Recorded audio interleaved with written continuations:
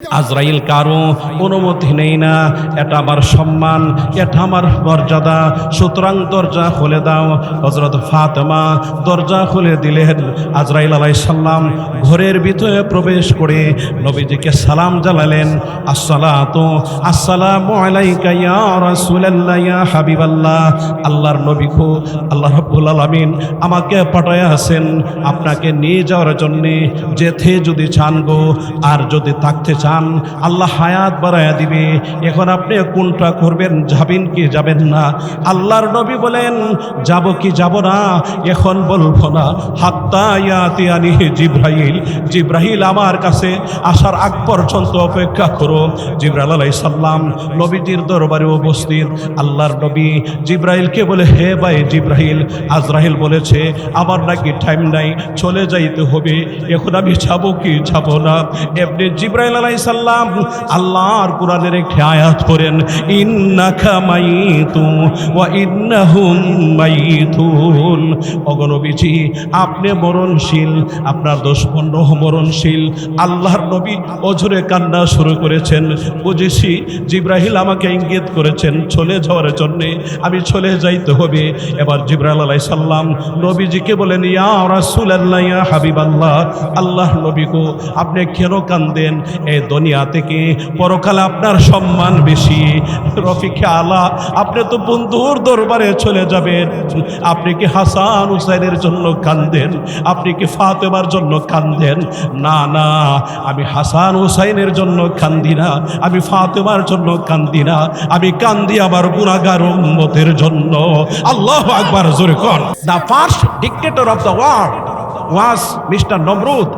His kingship was about 400 years. Finally, a mosquito destroyed his life. পৃথিবীর প্রথম স্বৈর শাসক ছিল মিস্টার নমরুদ। তার রাজত্ব ছিল আনুমানিক 400 বছর। ক্ষমতায় টিকে থাকার জন্য ইব্রাহিমকে অগ্নিকুণ্ডে নিক্ষেপ করেছিল, আল্লাহর সাথে যুদ্ধ করেছে। অবশেষে একটা ল্যাংড়া মশা তার জীবনকে ধ্বংস করে দিয়েছে। আউযু বিল্লাহি মিনাশ শাইতানির রাজীম। বিসমিল্লাহির রহমানির রহিম। কুল্লু মান আলাইহা ফান ওয়া ইয়াবকা ওয়াজহু রাব্বিকা যুল জালালি ওয়াল ইকরাম। সাদাকাল্লাহুল আযীম। সকলে আমরা নামাজের দরুদ পড়ি। আল্লাহুম্মা সাল্লি আলা মুহাম্মাদ ওয়া আলা আলি মুহাম্মাদ কামা সাল্লাইতা আলা ইব্রাহিম ওয়া আলা আলি ইব্রাহিম ইন্নাকা হামিদুম মাজিদ। আল্লাহুম্মা বারিক আলা মুহাম্মাদ ওয়া আলা আলি মুহাম্মাদ কামা বারাকতা আলা ইব্রাহিম ওয়া আলা আলি ইব্রাহিম ইন্নাকা হামিদুম মাজিদ। অধ্যকার সহিলপুর মুসলিম পাড়া বাইতুল মামুর কেন্দ্রীয় জামে মসজিদ ও আল মাদানী ফাউন্ডেশন সহিলপুর ব্রাহ্মণবাড়িয়ার উদ্যোগে 15তম বার্ষিক ওয়াজ ও দোয়া মাহফিলের সম্মানিত সভাপতি সাহেব, মুআজ্জাজ মুকাররম জাতির কর্ণধার হযরত বুজুর্গ উলামায়ে কেরাম, সম্মুখবান উপস্থিত বুড়া বাবারা, যুবক ভাইয়েরা, পর্দার অন্তরালে অবস্থানরত অত্যন্ত শ্রদ্ধেয় মা ও বোনেরা, বিশ্ব জগতের মালিক, বিশ্ব প্রতিপালকের বিশ্ব দরবারে অসংখ্য অগণিত শুকরিয়া জ্ঞাপন করছি যে আল্লাহ পাক রব্বুল আলামিন দয়া করে, মায়া করে, মহব্বত করে আমাদেরকে এই মহতি বরকতি মাহফিলে আসার বসার তৌফিক দান করেছেন। সেই জন্য আমরা রব্বে করিমের দরবারে অত্যন্ত কৃতজ্ঞতা জ্ঞাপন করি। সকলে আমরা দিল থেকে বলি আলহামদুলিল্লাহ। আমি আমার আলোচনার প্রারম্ভে বলবো যে সকল ভাইয়েরা এবং বাবারা এশারের নামাজ থেকে ফারেক হয়েছি, আমরা সকলে মেহেরবানি করে মাহফিলে চলে আসি। যারা বাড়িতে বসা আছেন, যারা দোকানপাটে, হোটেলে, বন্দরে, রেস্টুরেন্টে বসা আছেন, অনেকে আছে গল্প গুজবে নিমগ্ন, অনেক ভাইয়েরা আছে মোবাইল, ফেসবুক, ইউটিউব নিয়ে ব্যস্ত, অনেকে আছে বাজারে অযথা ঘোরাফেরা করছে, আবার অনেকে আছে মেলা বান্নির মধ্যে। আমি আপনাদের সকলকে অনুরোধ করব, আপনারা সকলে মাহফিলে চলে আসুন। আজকের মাহফিল এটা কোনো রাজনৈতিক মাহফিল নয়, এটা কোনো দুনিয়াবি মাহফিল নয়। আজকের মাহফিল হলো কুরআন এবং হাদিসের মাহফিল। এই মাহফিল যদি আল্লাহর দরবারে কবুল হয়ে যায়, হইতে পারে আল্লাহ পাক রব্বুল আলামিন নিষ্পাপ বানায়া দিতে পারে, যেমন সে অদ্য মায়ের গর্ভ থেকে ভূমিষ্ঠ হয়েছে। সেই জন্য আমরা যারা মাহফিলে বসা আছি, আপনারা সকলেই জান্নাতের বাগানে বসা আছেন। উপরে যে ছাদ ছাইবানা জ্বলতেছে, এটা হলো জান্নাতের ছাদ। নিচে যারা বসা আছেন, জান্নাতের মাঝে বসা আছেন। যারা ফ্লোরে বসা আছেন, আপনারা জান্নাতের ফ্লোরের মধ্যে বসা আছেন। যতক্ষণ বসা থাকবে আল্লাহর খাস রহমত ও শান্তি বর্ষণ হইতে থাকবে। যখন কেউ চলে যাবেন, জান্নাতের বাগান থেকে চলে গেছেন।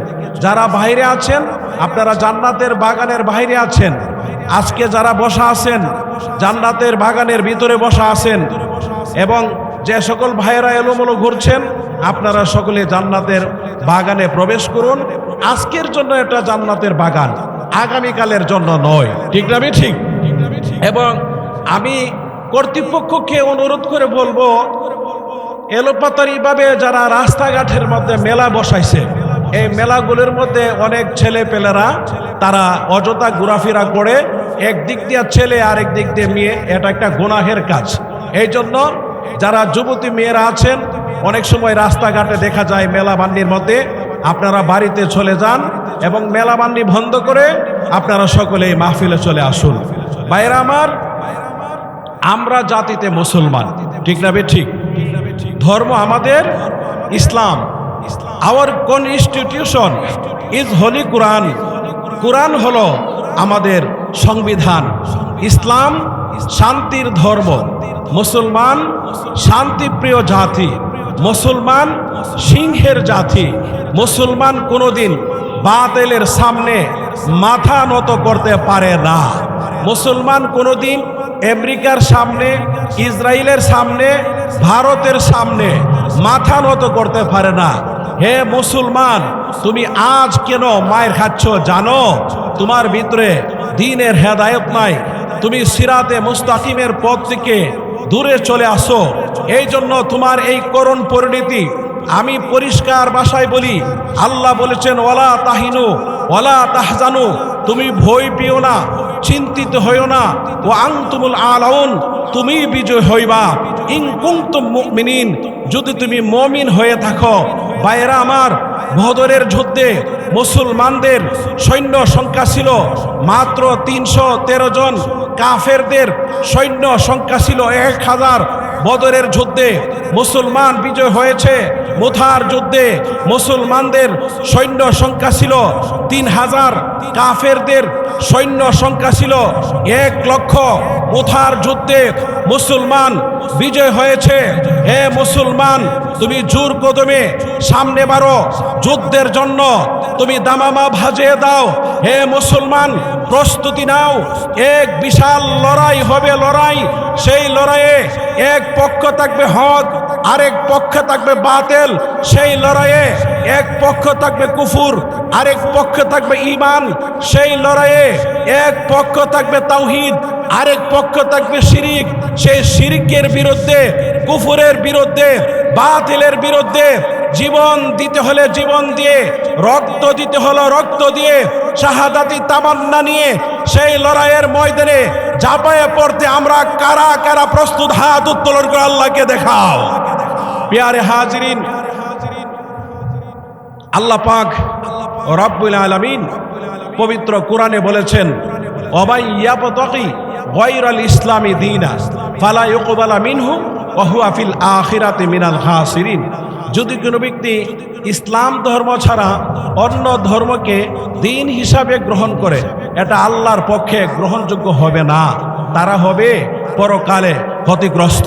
আল্লাহর নবী বলেছেন, আল ইসলাম ইয়াহদিমু মা কানা ক্বাবলা। If you accept Islam, your previous sins are forgiven.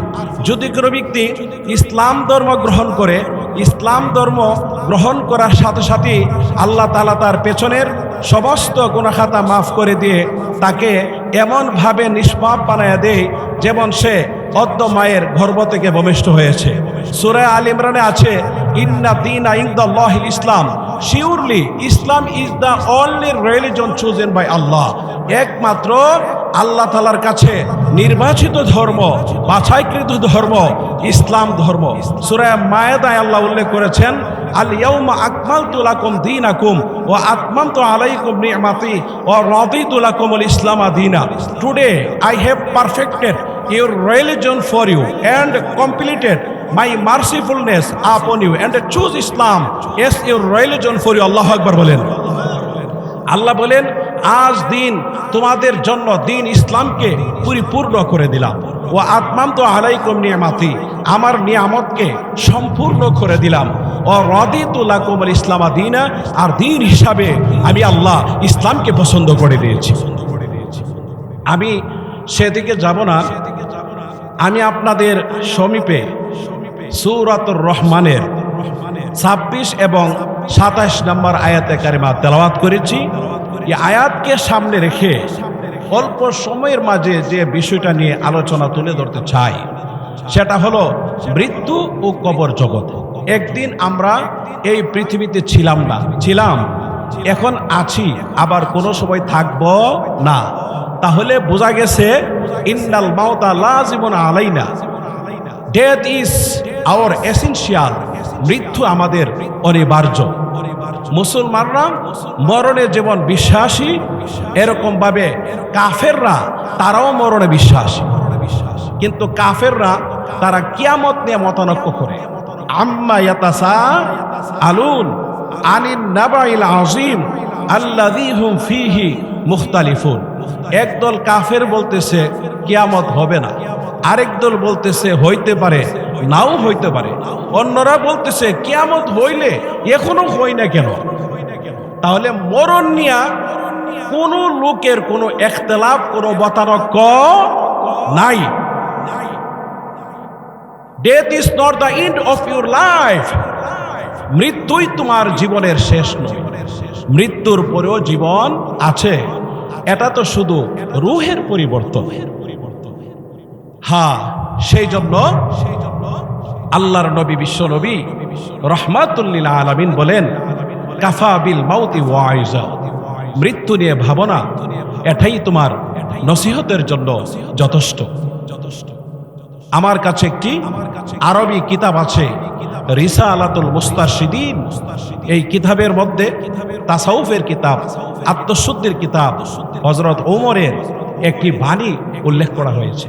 হযরত ওমর মাঝে মাঝে বলতেন, কুল্লু ইয়াউমিন ইকালু মাতা ফুলানুন ওয়া মাতা ফুলানুন।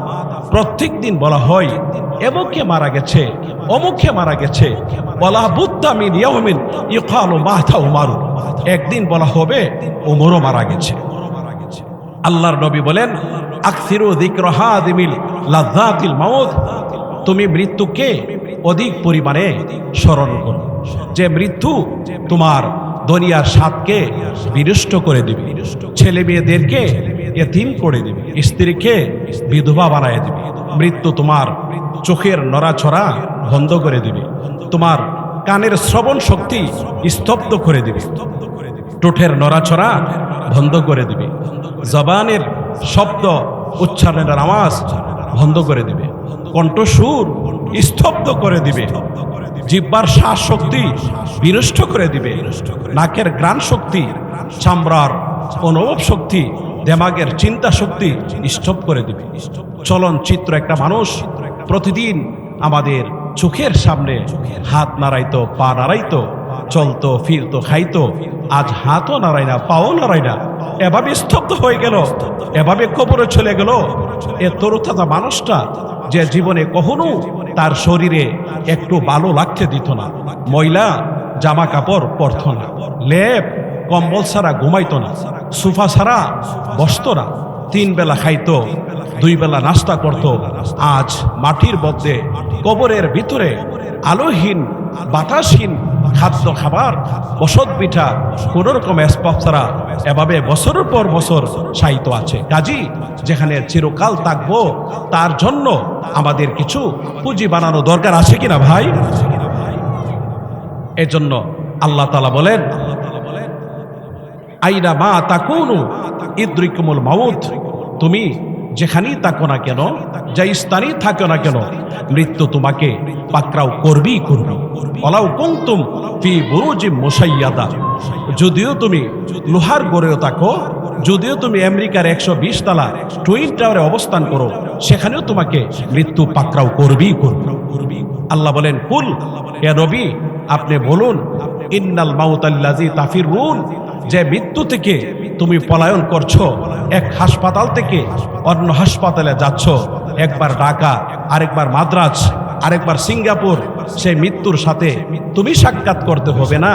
ফা ইন্নাহু মুলাকিকুম, মৃত্যু একদিন তোমার সাথে সাক্ষাৎ করবেই করবে। এই দুনিয়া কারো চিরদিনের জন্য নয়। দুনিয়া যদি কারো চিরদিনের জন্য হইতো, মা মাতা মুহাম্মাদা, মুহাম্মাদুর রাসূলুল্লাহ সাল্লাল্লাহু আলাইহি ওয়াসাল্লাম পৃথিবী থেকে বিদায় গ্রহণ করতেন। মুহতারাম হাজিরিন, আল্লাহর নবী, বিশ্ব নবী, রাহমাতুল লিল আলামিন যেদিন পৃথিবী থেকে বিদায় হয়ে যাবে, আম্মাজান হযরত আয়েশা বলেন, আমি নবীজিকে চাদর দ্বারা আবৃত করে ডেকে রেখেছি। হঠাৎ করে আমি তাকিয়ে দেখি নবীজি চাদরের ভিতরে একবার হাত গোঠায়, আরেকবার লম্বা করে, একবার পা গোঠায়, আরেকবার লম্বা করে। আল্লাহর নবী মাসুম, আল্লাহর নবী নিষ্পাপ, আল্লাহর পরে যার সম্মান আর মর্যাদা রয়েছে, তিনি কেন এরকম করছেন? আম্মাজান হযরত আয়েশা বলেন, আমি চাদরখানা একটু সরিয়ে দেখলাম নবীজির মাথা থেকে পা মুবারক পর্যন্ত এমন কোনো পশম মুবারক নাই রে, যেখান থেকে ঘাম মুবারক বের হয় নাই। হঠাৎ করে নবীজি ফাতেমাকে ডেকে বলেন, হে ফাতেমা, দরজার দিকে তাকায় দেখো গো মা, কে যেন সালাম দেই। আর বারবার ঘরের ভিতরে ঢোকার জন্য ইনফরমেশন চাই, কিন্তু আজরাইল তো দেখা যায় না। আল্লাহ রাব্বুল আলামিন আজরাইলকে বলে, হে আজরাইল, আমার ফাতেমার সামনে প্রকাশিত হয়ে যাও, আর না হলে আমার নবীর কথা মিথ্যা হয়ে যাবে। হযরত ফাতেমা দরজার দিকে তাকায় বলল, বাবা গো, এমন একজন মানুষ দরজার সামনে দাঁড়িয়ে আছে যার বডি, যার সুরত মক্কা মদিনার কারো সঙ্গে মিল নাই, দুনিয়ার কারো সঙ্গে মিল হবে না। অনেক বড় আকৃতি, পা মাথা অনেক বড়, চোখ দুটি বড় বড় নির্লক্ষার মতো, এমন আকারের মানুষ আমার জিন্দেগিতে আমি কোনোদিন দেখি নাই। আল্লাহর নবীর মাথা ব্যথা, বুকে প্রচণ্ড ব্যথা, বহু কষ্ট করে নবীজি দরজার দিকে তাকায় বলল, মা গো, হাদা মালাকুল মউত, উনি হলেন মালাকুল মউত, দুনিয়ার সমস্ত সাত কর্তনকারী সে আজরাইল তো বা হাজির হয়েছে। আল্লাহর নবী, বিশ্ব নবী রাহমাতুল লিল আলামিনকে ফাতেমা বলল, হে আব্বাজি, আপনি আনুমানিক 1 সপ্তাহ পর্যন্ত অসুস্থ, এই মর্মে কেন তিনি আপনার দরবারে হাজির হয়েছে আমার বুঝবার বাকি নাই। মনে হয় আপনাকে নিয়ে যাওয়ার জন্যে, সুতরাং অনুমতি দিব না। আপনি যদি চলে যান গো, আমাকে কে দেখাশোনা করবে, আশ্রয় দিবে? হাসান হুসাইনকে কে প্রবোধ দিবে, সান্ত্বনা দিবে? আল্লাহর নবী, বিশ্ব নবী রাহমাতুল লিল আলামিন ফাতেমাকে বললেন, হে ফাতেমা, দরজা বন্ধ করে রাখতে পারো, আজরাইলকে ফিরে রাখা সম্ভব নয়। আজরাইল কারো অনুমতি নেই না, এটা আমার সম্মান, এটা আমার মর্যাদা, সুতরাং দরজা খুলে দাও। হযরত ফাতেমা দরজা খুলে দিলেন। আজরাইল আলাইহিস সালাম ঘরের ভিতরে প্রবেশ করে নবীজিকে সালাম জানালেন, আসসালাতু আসসালামু আলাইকা ইয়া রাসূলুল্লাহ ইয়া হাবিবাল্লাহ। আল্লাহর নবী গো, আল্লাহ রাব্বুল আলামিন আমাকে পাঠায় আছেন আপনাকে নিয়ে যাওয়ার জন্য। যেতে যদি চান গো, আর যদি থাকতে চান আল্লাহ হায়াত বাড়ায়া দিবে। এখন আপনি কোনটা করবেন, যাবেন কি যাবেন না? আল্লাহর নবী বলেন, যাব কি যাব না এখন বলবো না, হাত্তা ইয়াতিয়ানি জিব্রাইল, জিব্রাইল আমার কাছে আসার আগ পর্যন্ত অপেক্ষা করো। জিব্রাইল আলাইহিস সালাম নবীজির দরবারে উপস্থিত। আল্লাহর নবী জিব্রাইলকে বলে, হে ভাই জিব্রাইল, আজরাইল বলেছে আমার নাকি টাইম নাই, চলে যাইতে হবে, এখন আমি যাব কি যাব না? এমনি জিব্রাইল আলাইহিস সালাম আল্লাহর কোরআনের একটি আয়াত পড়েন, ইন্নাকা মাইতু ওয়া ইন্নাহুম মাইতুন। ওগো নবীজি, আপনি মরণশীল, আপনার দুশমন মরণশীল। আল্লাহর নবী অঝরে কান্না শুরু করেছেন। বুঝেছি জিব্রাইল আমাকে ইঙ্গিত করেছেন চলে যাওয়ার জন্যে, আমি চলে যাইতে হবে। এবার জিব্রাইল আলাইহিস সালাম নবীজিকে বলেন, ইয়া রাসূলুল্লাহ ইয়া হাবিবাল্লাহ, আল্লাহর নবী গো, আপনি কেন কান্দেন? এই দুনিয়া থেকে পরকালে আপনার সম্মান বেশি। রফিকে আলা, আপনি তো বন্ধুর দরবারে চলে যাবেন। আপনি কি হাসান হুসাইনের জন্য কান্দেন? আপনি কি ফাতেমার জন্য কান্দেন? না না, আমি হাসান হুসাইনের জন্য কান্দি না, আমি ফাতেমার জন্য কান্দি না, আমি কান্দি আমার গুনাহগার উম্মতের জন্য। আল্লাহু আকবার, জোরে কর। ভাইরা আমার, নবীজি সাল্লাল্লাহু আলাইহি ওয়াসাল্লাম মৃত্যুর সময়ও উম্মতের জন্য কেঁদে গেছে। মাবুদ, আমার উম্মত গুনাহগার, কেমনে পার হবে ফুলসরাত? আমার উম্মত গুনাহগার কেমনে সহ্য করবে জাহান্নামের আযাব? ভাইরা আমার, জাহান্নামের মধ্যে 19 জন ফেরেশতা 16 প্রকারের অস্ত্র নিয়ে উত পেতে বসা আছেন আমাদেরকে পিটাইবার জন্যে, আমাদেরকে শাস্তি দিবার জন্যে, আমাদেরকে আঘাত করার জন্যে।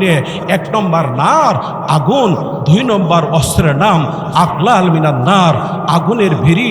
3 নম্বর অস্ত্রের নাম সালাসিল মিনান নার, আগুনের শিকল। 4 নম্বর অস্ত্রের নাম মাকাবিমুন হাদিদ, লোহার গুর্জ।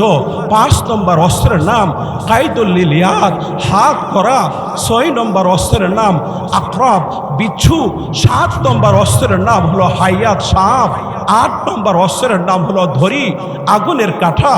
9 নম্বর অস্ত্রের নাম হলো জাক্কুম, কাঁটাযুক্ত বৃক্ষ। 10 নম্বর অস্ত্রের নাম হলো যা গুসা, গলায় আটকে যাওয়া খাবার।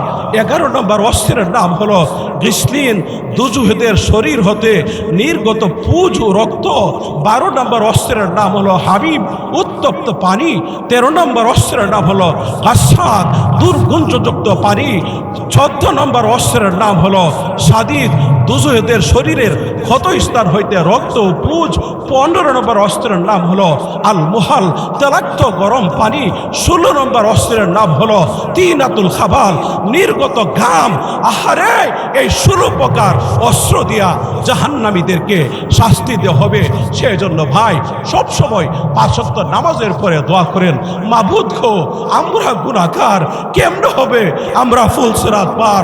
রব্বানা আসরিফ আন্না আযাবা জাহান্নাম ইন্না আযাবাহা কানা গারাবা।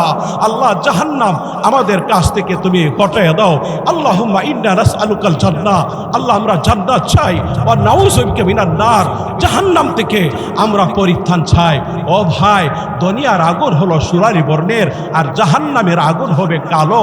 পুরো জাহান্নামীকে জাহান্নামের আগুন থেকে উঠাইয়া যদি দুনিয়ার আগুনে ফেলে দেওয়া হইতো, তাহলে এ লোকটা সঙ্গে সঙ্গে ঘুমায় যাইত। ও ভাই, দুনিয়ার আগুনে কেউ যদি পড়ে, তাহলে বাঁচার জন্য সে দূর দিবার চেষ্টা করে, কিন্তু জাহান্নামের আযাব থেকে, জাহান্নামের আগুন থেকে বাঁচার জন্য দূর দিল, সে বাঁচতে পারবে না। ইন্নাহা আলাইহিম মুসাদা ফি আমাদিম মুমাদ্দাদা। জাহান্নাম হলো প্রেসার কুকারের নেই। আহারে, জাহান্নামের বড় বড় খুঁটির সাথে বেঁধে শাস্তি দেওয়া হবে। ও ভাই, দুনিয়ার আগুনে কেউ যদি পড়ে, তার চামড়া জ্বালালে, তার হাত জ্বালালে, ও ভাই, তার হাড় জ্বালালে, তার গোশত জ্বালালে এ লোকটা মরে যায়। কিন্তু জাহান্নামের আগুন আমাদের হাত জ্বালাবে, আমাদের পা জ্বালাবে, আমাদের বুক জ্বালাবে, আমাদের মাথা জ্বালাবে, আমাদের কপাল জ্বালাবে, আমাদের পিঠ জ্বালাবে, আহারে ভাই মুখ জ্বালাবে, নাক জ্বালাবে, ও ভাই আমাদের চক্ষু জ্বালাবে, কান জ্বালাবে। নারুল্লাহিল মুখাদা আল্লাতি তাত্তালি আলাল আফইদা, এমনকি আমাদের হৃদপিণ্ড পর্যন্ত জ্বালায়া দিবে। ও ভাই, জাহান্নামের আযাবকে ভয় করুন। প্রিয় হাজিরিন, জাহান্নামের আযাবের ভয় ছিল সাহাবায়ে কেরামের অন্তরে। কার অন্তরে ছিল? সাহাবায়ে কেরামের অন্তরে। সেই জন্য তারা দামি মানুষ হয়ে পৃথিবী থেকে বিদায় গ্রহণ করেছে। আল্লাহর নবীর সাহাবী, প্রিয় সাহাবী, বিশ্ববিখ্যাত সাহাবী, যার নাম হলো হযরত বশির ইবনে উকবা রাদিয়াল্লাহু তাআলা আনহু। বশিরের বাড়ি হলো পবিত্র মক্কা নগরীতে। বশিরের বয়স যখন 7 বছর, তখনই বশিরের আম্মা বশিরকে রেখে পৃথিবী থেকে বিদায় গ্রহণ করেছেন। পরবর্তীতে বশিরের আব্বা পবিত্র মক্কা নগরীতে করে মদিনাতুল মুনাওয়ারার দিকে হিজরত করেন। বশিরও তার আব্বার হাতে ধরে ধরে মদিনাতুল মুনাওয়ারার দিকে হিজরত করেন। বাবা পুত্র উভয়জন যখন পবিত্র মদিনাতুল মুনাওয়ারায় পা রাখেন, এমনি মদিনার মধ্যে এলান হয়ে গেছে, তোমরা কারা গো, কোথায় আছো? আর দেরি করো না, তাড়াতাড়ি অস্ত্রে শস্ত্রে সজ্জিত হইয়া জিহাদের ময়দানে চলে যাও। হে যুবক, এখনো কি তোমার কবরের কথা স্মরণ হয় না? হাসরের কথা স্মরণ হয় না? আর গতকাল বাঁচবে তুমি, কিয়ামতের ময়দানে কি আল্লাহর দরবারে তোমার জবাব দিতে হবে না? এমনি বশিরের আব্বা মনে মনে খুশি। এখনো জিহাদের সময়, যুদ্ধের সময়, যুদ্ধ করতে হবে, জিহাদ করতে হবে, আল্লাহর রাস্তায় শহীদ হইতে হবে।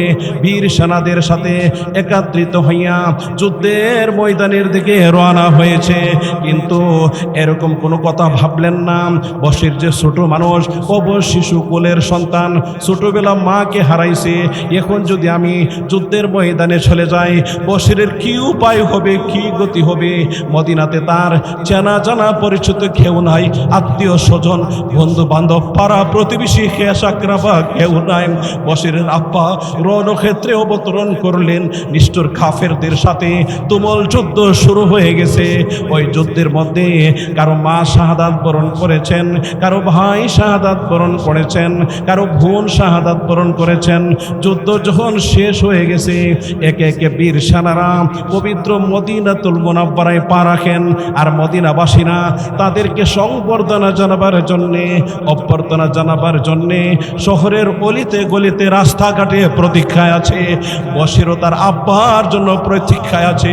কিন্তু বশির যে তার আব্বাকে খুঁজে পাচ্ছে না, দৌড়ায়া যায় পেয়ারা নবীর দরবারে, অস্ত্রসিক্ত হয়ে কান্না বিজড়িত কণ্ঠে দয়ার নবীকে ছড়াইয়া ধরে বলল, বাবা গো, ছোটবেলা আমি আমার মাকে হারাইছি, এখন কি আমার আব্বা যুদ্ধের ময়দানে শহীদ হয়ে গেছেন? আমার আব্বা কি যুদ্ধের ময়দানে শাহাদাত বরণ করেছেন? ইয়া রাসূলুল্লাহ, ইয়া হাবিবাল্লাহ, আপনি বলে দেন না গো, আমার আব্বার কি অবস্থা? আমার আব্বা কি দুনিয়া থেকে চলে গেছে? আমার আব্বাকে কে কাফেররা কি বাইর দিয়ে শহীদ করে দিয়েছে? আল্লাহর নবী কান্দে, বশিরও কান্দে। বশিরের কান্না দেখে নবীজি চোখের পানি সামনে রাখতে পারলেন। আল্লাহু আকবার। বাইরে আমার, আল্লাহর নবী চেহারা ঘুরে নিয়ে ডান দিকে গিয়ে কই কথা, আবার চেহারা ঘুরে নিয়ে বাম দিকে গিয়ে কই কথা, আমার আব্বা কোথায়? আমার আব্বা কি যুদ্ধের ময়দানে শাহাদাত বরণ করেছেন? আবার চেহারা ঘুরে নিয়ে পেছন দিকে, বশির পেছন দিকে গিয়ে কই কথা। নবীজি কোনো কথা বলে না। নবীজির কথা হলো, ছোটবেলা তার মাকে হারাইছে, এখন তার আব্বা যুদ্ধের ময়দানে শাহাদাত বরণ করেছেন। আমি তাকে কি বলবো, আমার যে কোনো বাসা নাই, আমি বাসা খুঁজে পাচ্ছি না। এবার বশির বলল, ইয়া রাসূলুল্লাহ, ইয়া হাবিবাল্লাহ, আমি বুঝতে পেরেছি, মনে হয় আমার আব্বা যুদ্ধের ময়দানে শাহাদাত বরণ করেছেন। এমনি নবীজি বশরকে কোলে উঠায় নিলেন আর বললেন, হে বশির, তুমি কান্না করো না, চেঁচামেচি করো না, তোমার আব্বা যুদ্ধের ময়দানে শাহাদাত বরণ করেছেন, এতে তোমার কি হয়েছে? কিয়ামতের ময়দানে মহান আল্লাহ তোমাকে শহীদের আব্বা বলে ডাক দিবে। আরেকটা কথা শোনো, আমি যে তোমার আব্বা হয়ে যায় আর আয়েশা যদি তোমার মা হয়ে যায়, এতে তুমি কি বলো? ইয়া রাসূলুল্লাহ, ইয়া হাবিবাল্লাহ, আল্লাহর নবী গো, আপনি যদি আমার বাবা হয়ে যান, আয়েশা যদি আমার মা হয়ে যায়, আমার মনে যত ব্যথা আছে সব ব্যথা আমি বলে যাব আল্লাহু আকবার, জোরে কর। ভাইয়েরা আমার, আমি বলতেছিলাম মৌত এবং কবর, ও ভাই, হাসলেও মরবে, কাঁদলেও মরবে, সুখে থাকলেও মরবে, দুঃখে থাকলেও মরবে, করে গড়ে থাকলেও মরবে, অট্টালিকায় থাকলেও মরবে। হযরত ইসরাফিল আলাইহিস সালাম দ্বিতীয়বার সিংহায় ফুঁক দেওয়ার পরে সব শেষ হয়ে যাবে। আল্লাহ তাআলা মালাকুল মউত হযরত আজরাইল আলাইহিস সালামকে বলবে, ইয়া মালাকাল মউত মাইয়াবকা, হে আজরাইল, এখন তুমি বলো তো আর কে আছে? তখন হযরত আজরাইল আলাইহিস সালাম বলবে, আল্লাহ ওয়া ইয়াহমিলু আরশা রাব্বিকা ফাওকাহুম ইয়াওমাইদিন সামানিয়া, তোমার কুদরতি আরশটাকে বহন করে আছে, আরজন ফেরেশতা বাকি আছে। তখন আল্লাহ বলবে, ইকবিদ আরওয়াহুম, তুমি তাদের রূহকে কবজ করো। তখন আকাশ থেকে আওয়াজ আসবে, আল্লাহ, যেহেতু তারা তোমার কুদরতি আরশটাকে বহন করে আছে, সামান্য সময়ের জন্য তাদেরকে ছাড় দেওয়া যায় না। তখন আল্লাহ বলবে, কাল্লা, কখনো নয়, ওলি কুল্লি উম্মাতিন আজাল, প্রত্যেকের জন্য মৃত্যুর একটা নির্দিষ্ট সময় আছে। ফাইদা জাআ আজালুহুম, যখন নির্দিষ্ট সময় এসে যাবে, লা ইয়াস্তাখিরুনা সাআতাও ওয়া লা ইয়াস্তাকদিমুন, মৃত্যুকে এক সেকেন্ডের জন্য আগানো হবে না, এক সেকেন্ডের জন্য বিলম্বিত করাও হবে না। দ্বিতীয়বার আল্লাহ তাআলা আজরাইলকে বলবে, ইয়া মালাকাল মাউত মাইয়াবকা, ইয়া আজরাইল, এখন তুমি বলো তো আর কে বাকি আছে? তখন হযরত আজরাইল আলাইহিস সালাম বলবে, আল্লাহ, শাদীদুল কুওয়া রূহুল আমিন, বিশাল শক্তির অধিকারী ওহী নিয়ন্ত্রণকারী ফেরেশতা জিব্রাইল বাকি আছে, সিংহায় ফুঁক দেনেওয়ালা ফেরেশতা ইসরাফিল বাকি আছে, বৃষ্টি নিয়ন্ত্রণকারী ফেরেশতা মিকাইল বাকি আছে। তখন আল্লাহ বলবে, ইকবিদ আরওয়াহুম, তুমি তাদের রূহকে কবজ করো। তখন তাদের রূহকেও কবজ করা হবে। আল্লাহ শেষবারের মতো আজরাইলকে বলবে, ইয়া মালাকাল মাউত মাইয়াবকা, হে আজরাইল, এখন তুমি বলো তো আর কে বাকি আছে? তখন হযরত আজরাইল আলাইহিস সালাম বলবে, আল্লাহ, ফাওকা আরশিকা আনতা, আরশের উপরে আছে না, একমাত্র আপনি বাকি আছেন। ওয়া তাহতা আরশিকা আনা, আর আরশের নিচে একমাত্র আমি বাকি আছি। তখন আল্লাহ তাআলা হযরত আজরাইলকে বলবে, হে আজরাইল, তুমি তো জানো কুল্লু নাফসিন যায়িকাতুল মাউত, প্রত্যেকই মৃত্যুর স্বাদ গ্রহণ করতে হবে। কুল্লু মান আলাইহা ফান, সকলেই ধ্বংসশীল। ওয়া ইয়াবকা ওয়াজহু রাব্বিকা যুল জালালি ওয়াল ইকরাম, মহামহিয়ান গরিয়ান একমাত্র আমি আল্লাহ ছাড়া। সুতরাং ইয়া মালাকাল মাউত মুত, ইয়া আজরাইল, তুমিও মরে যাও।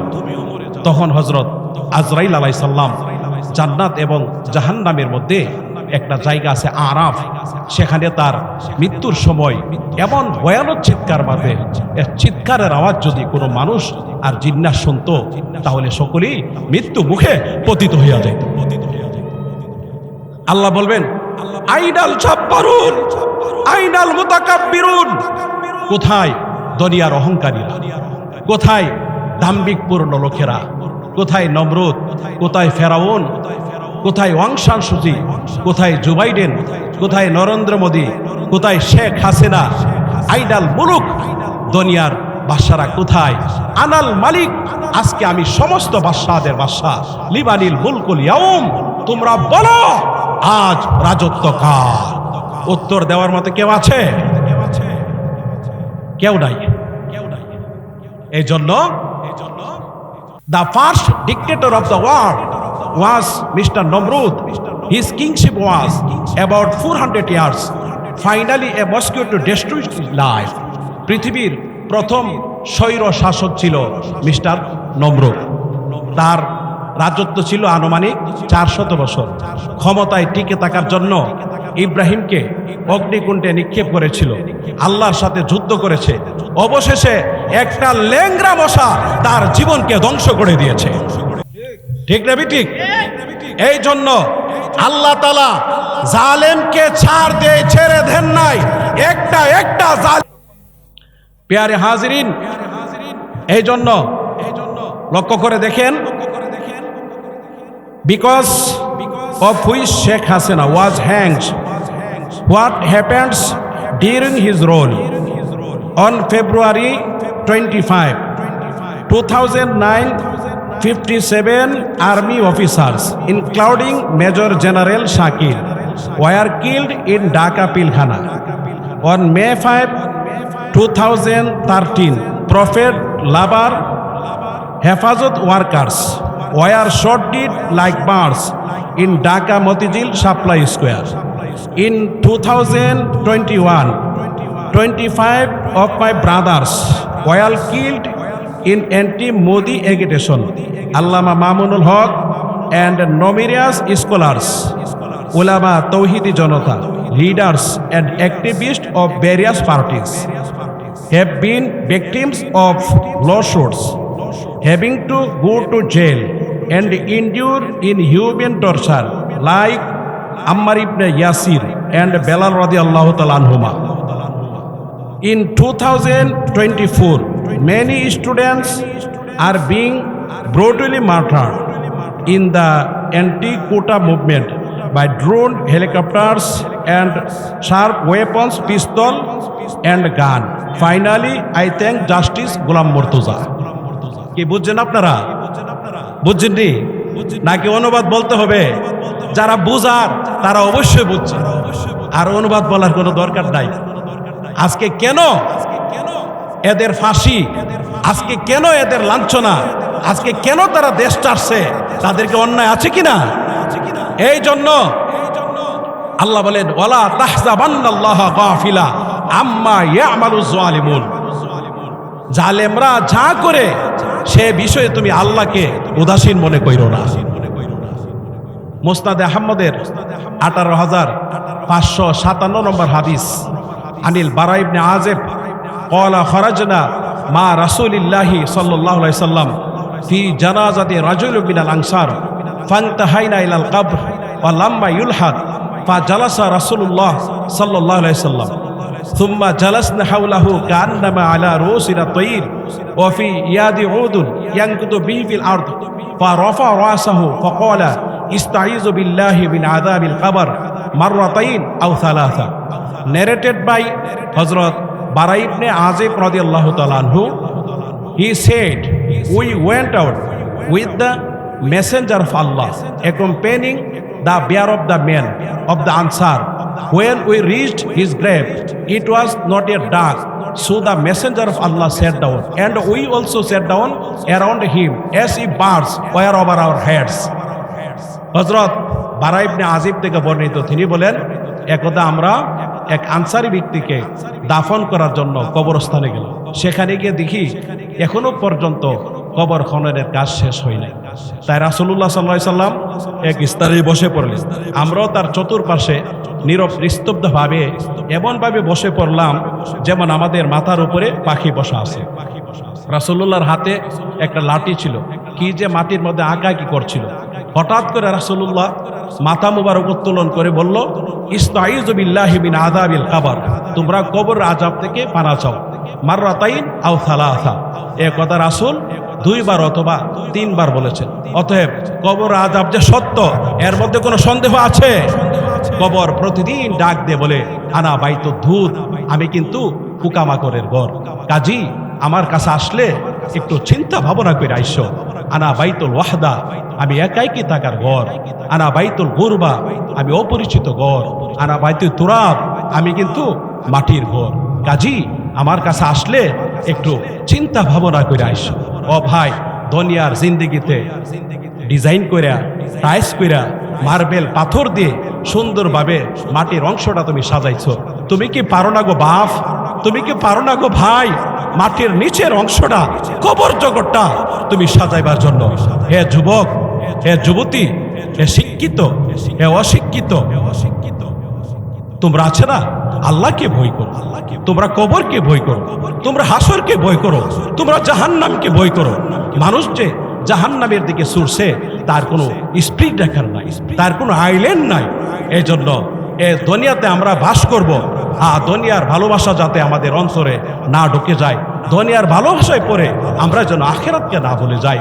সব সময় আমরা মওতের কথা, কবরের কথা, হাসরের কথা স্মরণ রাখবো। আল্লাহ তাআলা আমাদের সকলকে বেশি বেশি মওতের কথা, কবরের কথা, হাসরের কথা স্মরণ করার তৌফিক দান করে সকলের আমিন। আমি আপনাদের সামনে সূরাতুর রহমানের 2টা আয়াত পড়েছিলাম। কুল্লু মান আলাইহা ফান, সকলেই ধ্বংসশীল। ওয়া ইয়াবকা ওয়াজহু রাব্বিকা যুল জালালি ওয়াল ইকরাম, একমাত্র মহামহিয়ান গরিয়ান আল্লাহ তাআলা ছাড়া সকলেই মরতে হবে, ঠিক না? এই জন্য ভাই, আপনাদেরকে আমি অনুরোধ করছি, যাদের ভিতরে আল্লাহর ভয় আছে সে কোনোদিন সুদ খাইতে পারে না, ঘুষ খাইতে পারে না। যাদের ভিতরে আল্লাহর ভয় আছে সে কোনোদিন জেনা ব্যভিচার করতে পারে না। আল্লাহর নবী, বিশ্ব নবী রাহমাতুল লিল আলামিন বলেছেন, আর রিবা সাবউনা হুদা আইসারুহা আইয়ানকিহার রাজুলু উম্মাহু। আহারে ও ভাই, সুদের সবচেয়ে নিম্নমানের গুনাহ কোনটা জানেননি? সুদের 70টা গুনাহ আছে, এর মধ্যে সবচেয়ে নিম্নমানের গুনাহ হলো নিজের মায়ের সাথে জিনা করা। দিরহামুর রিবান ইয়াকুলহুর রাজুলু ওয়া হুয়া ইয়ালামু আশাদ্দু মিন সিত্তাতি ওয়া সালাসিনা জানিয়াতান, জেনে শুনে 1 দিরহাম পরিমাণ সুদ হাওয়া 36 বার জিনা করার চেয়ে মারাত্মক গুনাহ। একজন সুদখোরের কারণে 5 জন সুদখোরের জন্ম হয়। সুদদাতা, সুদ গ্রহীতা, সুদের দলিল লেখক উভয় পক্ষের সাক্ষী। আল্লাহর নবী বলেছেন, লানা রাসূলুল্লাহ সাল্লাল্লাহু আলাইহি ওয়াসাল্লাম আকিলার রিবা ওয়া মুকিলাহু ওয়া কাতিবাহু ওয়া শাহিদাইহি। সুদদাতা, সুদ গ্রহীতা, সুদের দলিল লেখক এবং উভয় পক্ষের সাক্ষী সকলের উপরে আল্লাহ রাসূলের লানত। লা ইয়াতিয়ান্না আলান নাসি জামানুন, মানুষের উপর এমন একটা জামানা আসবে, লা ইয়াবকা আহাদুন ইল্লা আকাল্লার রিবা, সুদ ছাড়া কেউ বাকি থাকবে না। ফাইল্লাম ইয়াকুলহু, যদিও সুদ না হয়, আসাবাহু মিন বিকারিহি, তবু তার ধোঁয়া তাকে স্পষ্ট করবে। আজ লক্ষ্য করে দেখেন, গাড়ি কিনলে সুদ, কিস্তি, বাড়ি করলে সুদ, কিস্তি, ছেলে বিদেশ পড়াবে সুদ, কিস্তি। আজকে প্রত্যেকটা ঘরে ঘরে যেন সুদ আর সুদ, আর ঘুষ ছাড়া যেমন সরদারি চলে না। আল্লাহর নবী বলেন, আর রাশি ওয়াল মুরতাশি কিলাহুমা ফিন্নার, সুদ যে খাবে, সুদ যে দিবে, ঘুষ যে খাবে, ঘুষ যে দিবে, উভয়জন জাহান্নামে, ঠিক না? অতএব আল্লাহর ভয় থাকলে আমরা কোনোদিন সুদ খাবো না, জেনা করব না, চুরি ডাকাতি সন্ত্রাসী করব না, মানুষকে কষ্ট দিব না, ঠিক না ভাই? ঠিক ভাইয়ের আমার, সংক্ষিপ্ত আলোচনার মধ্যে অনেক কিছু আমি আনছি। আল্লাহ তাআলা আমাদের সকলকে এই আলোচনায় আমল করার তৌফিক দান করুক। সকল বলেন আমিন। ওয়া আখিরে দাওয়ানা আলহামদুলিল্লাহি রাব্বিল আলামিন। আসসালামু আলাইকুম ওয়া রাহমাতুল্লাহি ওয়া বারাকাতুহু।